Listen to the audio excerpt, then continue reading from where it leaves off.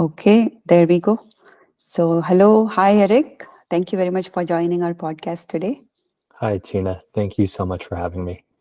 Okay, so for everybody, I'm Tina Mani. I'm the founder of Unthink.ai.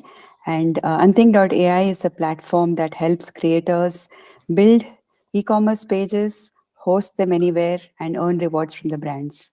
The pages are powered by AI. We use generative AI and semantic search to help the creators come up with the best products that match their content, and then the creators can then earn rewards. So they earn NFTs, they earn rewards, and they can also get campaign deals from the brands. And Eric, I'd love to hear about you and your company, Cool. ShopX. Nice to meet everyone. My name is Eric. I'm 29 years old and blessed to be living in beautiful Southern California. Um, in the past, I worked as a bankruptcy consultant, did ad optimization for Snapchat pre and post their IPO. I helped found another company called Carvev, and what that was is a social commerce platform that replaced affiliate links. And Mhm. right now, our main focus is ShopX. What ShopX is I want you to think of the Google or Apple Web3 for e-commerce brands and Mhm. creators for that matter. So as a brand, you can download a simple app and then you can start interacting in Web3. You can create your own NFT collections and much more. Right now, we have two products live. The first one is ReserveX, and that's a NFT powered loyalty program. So let's say you're brand new to Web3, you're an e-commerce brand, you're selling online, you're doing great. You want to launch a NFT collection with e-commerce value. Again, you can do that within 4 minutes from directly within the app with no knowledge of smart contracts or no technical help. All you need is a picture, a description, a price, and then from there, your customers can mint your NFT with e-commerce benefits such as token gating. So let's say I'm Nike, I launch a gold tier pass, my customers mint the pass, and now I, as a Nike customer, I get access to specific products, discounts, and a bunch of other good stuff. Great. Thank you very much for that. So you said this can be used for a brand that doesn't know much about Web3. Web3 is a very broad term, right? The Web3 has various aspects. A lot of people associate Web3 with crypto. Some people associate it with pixelated GIFs. Mhm. What is your favorite aspect of Web3? Why do you think Web3 is going to change the world? So I think so. The way I look at Web3 is I look at Web1, Web2, and Web3 as different aspects as like an evolution. So I look at Web3 as the next logical step from Web2. Hmm. Web1, in my opinion, is where you can read content. So for example, when Web1 came out, we can just read what's on there. And we're like, oh, that's cool. Yep. Web2 is where you can read and you can write content. So Yep. think of like Instagram, think of like YouTube, where your listeners are reading this content, listening to it, but same thing, and we're creating the content. The Yep. only issue with that is we don't own the content. Like theoretically, if we post this on Instagram, they may not like what we say, they could shut us down, and then Yes. whatever. And right now they're monetizing off of that. Web3 is where you can read, you can write, and you can own, and that's powered by cryptocurrency NFTs. So now as a creator, as a brand, I can launch my own NFT collection, add specific value to that collection, and then no one can cancel me. Plus I get all the benefits. It takes away the middleman. So like if a brand creates an NFT collection with e-commerce value, the customer purchases it. There's no like Amazon in between. And then you as a brand continuously add value to the customer can give value to you. So it creates a bilateral stream of value. Exactly. And the best part is that, like you said, it increases collaboration. It helps direct brands because they don't depend on like a large platform and the survival. Like consider TikTok and the danger of being banned right now. So a lot Yeah. of creators are sitting on the edge, wondering because they've already invested all their time and efforts on TikTok. So if TikTok goes away tomorrow, they're in trouble. They have to start from scratch. Exactly. And that doesn't even bring up the ad algorithms. But let's say you're a TikTok creator. A Yeah. week ago, you launched an NFT collection. Yes. Your fans now have the collection. You can send them value in the form of like products, exclusive events, and whatnot. Yeah. TikTok bans you. So I'm now banned on TikTok. The Yeah. relationship through the NFT between you and your customer still exists. So Exactly. so that relationship is permanent on the blockchain. So that's cool. Yes. So NFT is also about authenticity, right? So because you can be verified. So suppose I'm a creator and So on Unthink, creators come and earn points, right? They come and do various actions promoting a brand, and they earn points. So what if a brand can look up the creator and see their authentic profile on the NFT? That helps them validate that, oh, this creator is a true blue creator and can add value for me, because there are a lot of fake likes, fake profiles, and so it sort of helps filter out the fake from the authentic cases. And that I never thought about that, but that in itself is super helpful Yeah. because from past experience, people in the brands are tired of paying like Kim Yes. Kardashian or some famous influencer on Instagram, like 500 followers or Yeah. 500,000 followers, like $20,000, and then they check the conversion rate and they get 2 sales. So something like Exactly. Unthink would very much Yeah. help that. Like, oh, this influencer has a track record, they're Yeah. great, then they can work with them. Yeah. Exactly. Right. So, question for you now. So, you and I are very enthusiastic about NFTs and Web3. The brands might not all be enthusiastic because there has been a lot of bad press about Web3. There has been a lot of money lost in NFTs. So, what are your comments about that? I believe that we are both enthusiastic about Web3, and I don't believe that brands are enthusiastic about Web3 yet. And I say yet because the bad press is honestly well deserved. Like, think about this: if you're like a Yes. brand, you're in Web2, you Yeah. look at the Web3 space, like, okay, FTX just stole everyone's money. That's not a good look. Yeah. Okay, I don't see the use case for a $500,000 monkey. I mean, it's great for them, but Yeah. that doesn't help. I look at the Web3 space. Okay, 95% of all of crypto are scams. Yes. Let's stay away from that. So Yeah. what we're trying to do is Yes. encourage brands to look at NFTs as a technology platform that's not about hype. So Yeah. where ShopX NFTs derive their value, it's the e-commerce benefits. Yeah. So let's say Web3 crashes, the brand could still launch a ShopX NFT, earn the revenue in real dollars or ETH or whatever they want. And then the customers will still want the NFT, not because the price of the NFT may raise, that Yeah. is what it is, Yeah. but because as a NFT holder from a brand, I get e-commerce benefits. And from the Yeah. brand's side, that creates a lot of things. The most important thing, in my opinion, is first off, your conversion rates go through the roof. We've seen when brand launches a NFT that links to their product, pretty much anyone who purchases the NFT will purchase the product because they bought the product. Second, it'll help turn a brand's community into, it'll help turn the customers into a community. Yeah. And the difference between a community is they're a community of they're like-minded individuals to help market for you. And the third most important thing is it helps to drive repeat customers. Mm-hmm. And the example I like to use is a timeshare, Mm-hmm. where if I own a timeshare in Hawaii, every time one of my friends or family comes to the timeshare, I'm like, you want to stay here? It's the best. It's my timeshare because I own it. Yeah. Versus just like a random hotel where it's like, okay, whatever. So if a brand is able to get a customer to purchase their NFT, Mm-hmm. not only will the customer be excited, Yeah. but they're not likely to shop at a competitor because that's the power of ownership. If a Yeah. customer feels like ownership and part of the brand, like they're like, I'm not shopping, it's my brand. Yeah, yeah, exactly. This is like owning stock in a company, right? I mean, you promote but in a much more tangible and much more near-term way, rather than like a long-term buy or sell kind of I'm deal. sure there are plenty of unclear financial guidelines in the United States right now that prevent me from talking about that.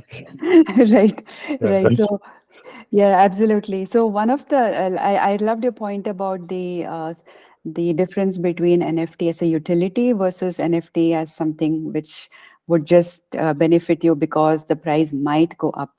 So I think what happened in the early days is that NFTs were used more like a day trading sort of, like it's like almost like this is speculative tool, right? Like, hey, I'm going to build something in 2 years and the value is going to go up 100x. So buy the NFT now. That's almost like buying early ICOs. stock, right? Early stock, Yeah. but without any proof. So when early stage companies go to investors, we are asked so many questions. We are asked to show proof. We are asked to show customers, traction, and all that stuff. But NFTs were launched just in like overnight with nothing but an image, and people had to believe that this pixel was going to rise up in value. While I think instant benefits or real world benefits immediately, that's the key, right? I'm not selling you an NFT because you'll benefit tomorrow, but I'm selling an NFT because you'll benefit immediately, and it'll unlock rewards. It'll unlock, like token gated rewards basically, which have real world value today. Exactly. We like to, I mean, our product is a technology platform for brands to use how they wish.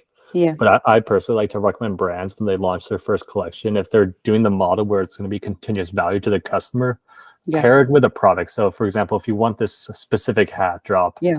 buy the NFT and you get access to the hat drop, and we'll give you benefits later. So that immediate real value, world value is super important. Yeah, exactly. Yes. So let me just dig deeper into your platform.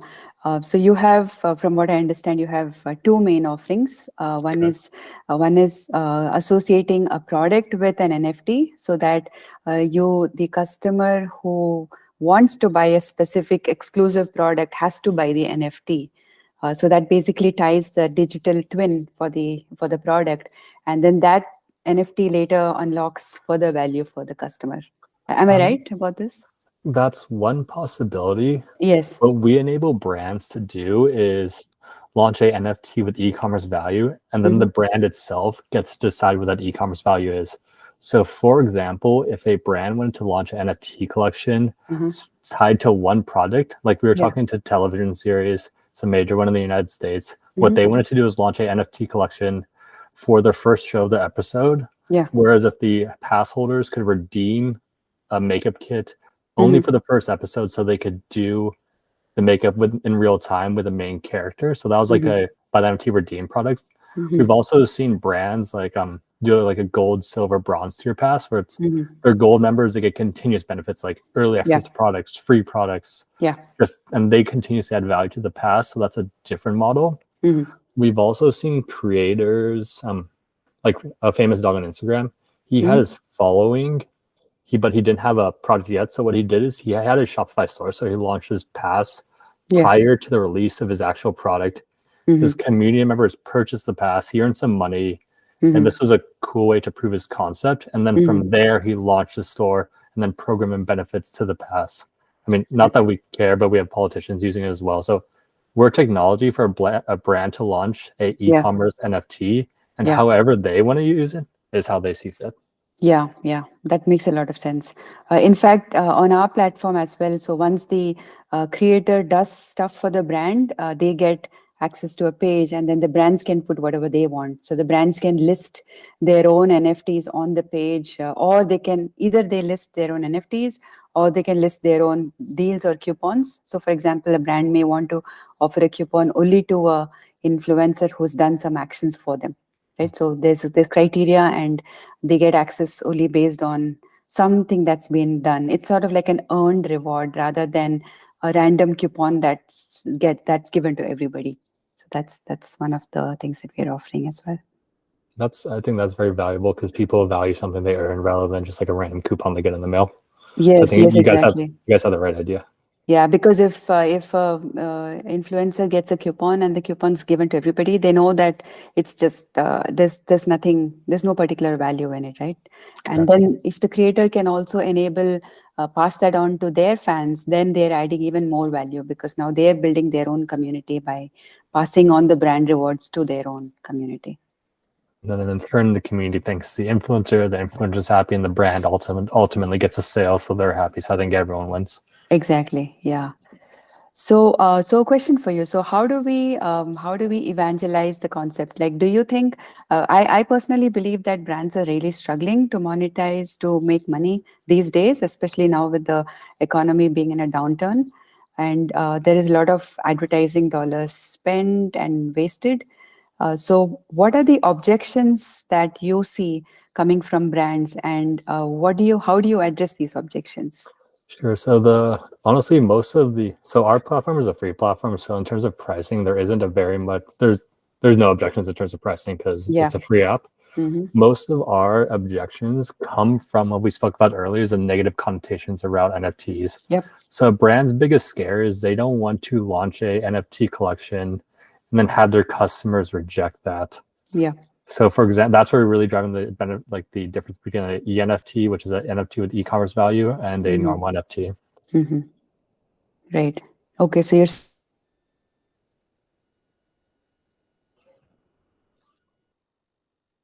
You froze, by the way.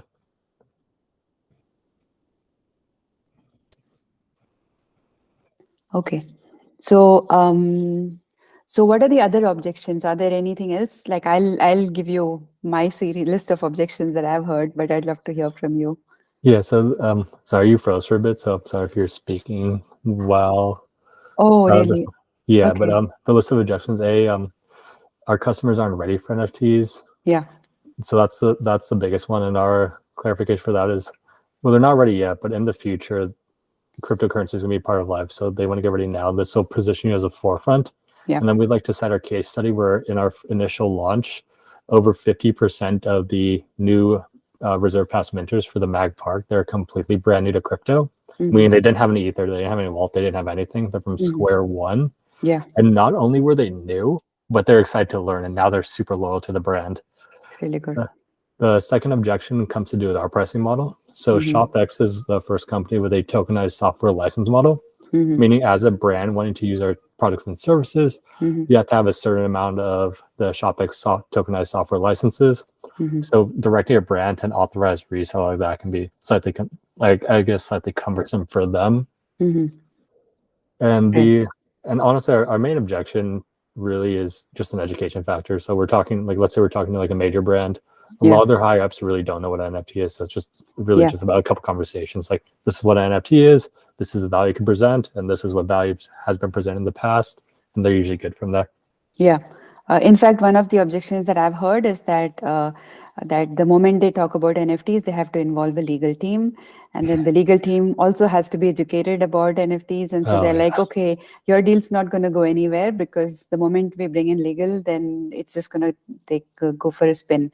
So we are now moving from away from targeting the largest brands to going to little bit mid-size brands where the it's easier. processes are not as much as Yeah, cumbersome.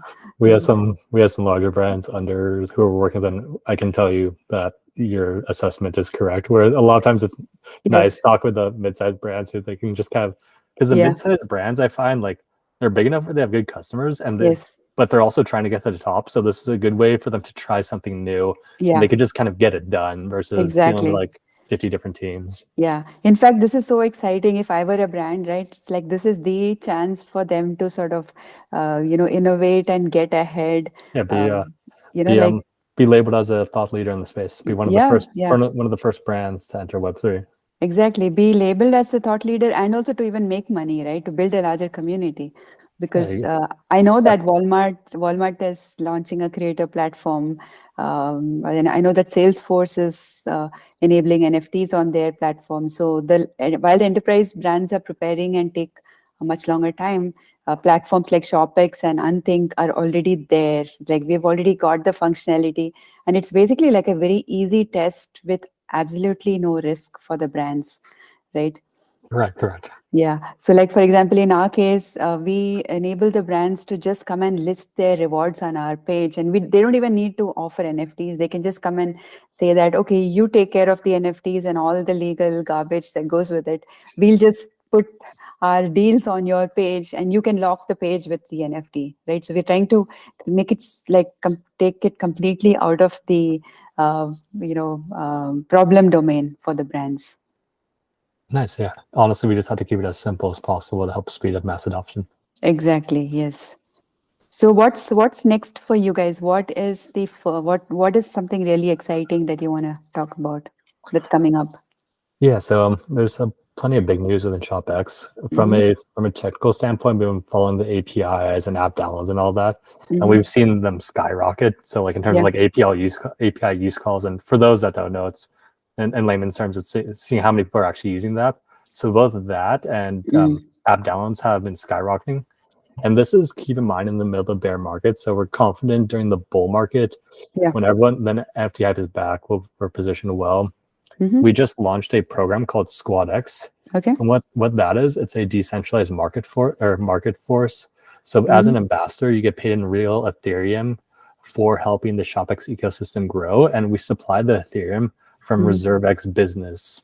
So let's say a brand mints a pass using ReserveX. Mm-hmm. The brand is in control of 95% where the ether goes. So if they're working in the agency, an influencer, they want to send it to different wallets, they decide where that goes and they Mm-hmm. just put in the wallet. Like, okay, 5% goes to wallet B, Mhm. 10% goes to wallet C, et cetera, et cetera. Yeah. So ShopX earns 5% of the mint fee, Mm. and half of that, so 2.5% of the ReserveX revenue for ShopX, we put in a pool that's shared amongst equally for our SquadX members. Very nice. So if you're a personal ShopX tokenized license holder like me or you, Mm-hmm. you can stake your ShopX licenses with the SquadX program. Mm-hmm. And as SquadX mints more and more passes from more and more brands, Mm-hmm. that ETH is gathered in a pool, and then us as users, not only do we get to keep our ShopX tokenized software licenses, Yeah. but we get as ShopX grows, we obviously get more revenue in ETH. So Mm-hmm. as a ETH lover, I think that's pretty cool. Where I just check my SquadX, I'm like, oh, there's more ETH there, and that creates an upward spiral. So that creates more social media engagement, more posts along those lines. Awesome. That's really interesting. Yeah, And so which wallet do I have to download to get Swords Codex? we recommend MetaMask. I Mm. personally recommend MetaMask, not advice. Mm-hmm. It's just easier that way. But if you like Coinbase Wallet, you're fine too. Mm-hmm. Okay. But Okay. we both know MetaMask is Right. yeah. So we are our Unthink platform is right now on the Hedera blockchain, and we support Venly and Blade wallets. Nice. So that's the thing. So I'm really looking forward to the time when the wallets are more compatible with each other, because I truly believe that Web3 is about collaboration. So when I asked you what's most exciting about Web3, apart from the ownership, I think the collaboration aspect is also really big Yeah. So because the Web3 functions off like the compound interest of software, meaning we're all on the same team with someone. I think the term is composability or something yes, along those lines, where mm-hmm. it's like I Yeah, solve the problem, yeah, you get to use my solution, and vice versa. So like we're all on the exactly. same team trying to grow Yeah. with it. Yeah, it's sort of like multi-party loyalty, right? I mean, let's say that there's it's hard for one entity alone to incentivize a customer. So imagine, I'll give an example, right? So we're talking to a few partners in different spaces. So let's say that there's a partner who's offering an NFT for nature lovers, right? And then there's another partner who's offering a game, and the third partner who's a brand. So the same customer, there can be a customer A who's a nature lover, travels a lot, and does interacts with a certain brand. So what if that one customer could get rewards from all the three parties, Then all three right? parties So win, yeah, including the customer as well. exactly. So this is like composability, because now you have three people trying to incentivize this customer and take them along the journey, right?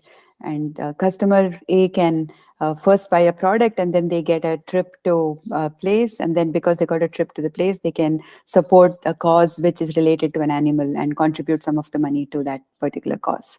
So it's sort of like it's pretty much like collaboration among different parties where everybody benefits. Like there's no loser in the whole equation.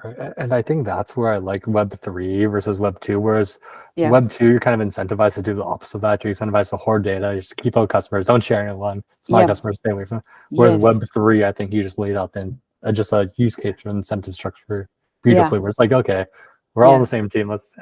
And it's all in the better for the customer too. So like in your Exactly. example, the customer gets the trip, they get the product, they get to donate. Yeah. Where all businesses benefit in then. So I think that's the cool part Yeah. about taking the middleman. Yeah, and then you're taking the friction away, right? Because it's all very easy APIs. APIs are standard across on the blockchain, standard API. So you offer the APIs, and each brand can just opt in. They're like, yes, I'm in or I'm not, right? Like in Yeah. our case, all they have to do is just list their products or their offers on our page, and they are given access. Like the customers are given access to these pages. So it's so simple as just giving us a listing and giving us the permission versus creating their own loyalty program from scratch, planning it. Like it's almost like 100x Yeah. No. difference in efficiency. No, you guys make it as simple as possible. And I think that's extremely important, especially Yes. now. And I think it's always been an area of opportunity for cryptocurrency to Yep. make the user interface. I'm sure you know that making Yeah. crypto UI just Right. usable. So I Yeah. think we're on this page where we got the nice base layer down, Yeah. but now we have to actually make it useful and have incentives for people who actually want to use it to take the next step in terms of mass adoption. Yeah. Absolutely. So I'm quite excited. I'm going to go and get one of your. I'm going to download your app actually, and Yeah. That's Yes. the URL is SquadX, and depending on the amount of licenses stoked, you'll have like a bronze, silver, gold, platinum level. And in the future, we're gonna add so the NFTs. In the future, we're gonna create token big gate experience around the level of SquadX member you are. That could be merch. That could be a bunch of other stuff. Yeah, absolutely. And I'd love for you to list your app on our page as well. So even if someone doesn't have a MetaMask, a lot of the Web3 users obviously MetaMask is sort of like the base first wallet for most people, right? Correct. So even if someone doesn't have a Blade or a Venly, they probably would have a MetaMask if they're already in a Web3 creator. So we'd love to list you guys on our page as well and And sort of demonstrate the collaboration aspects of Web3 to the rest of the world. and after this call, we'll follow up for the next steps and definitely get listed on your page. Thank you. Yes, absolutely. Thank you. Very nice talking to you. Yes. You too. Yes, thank you. Bye bye.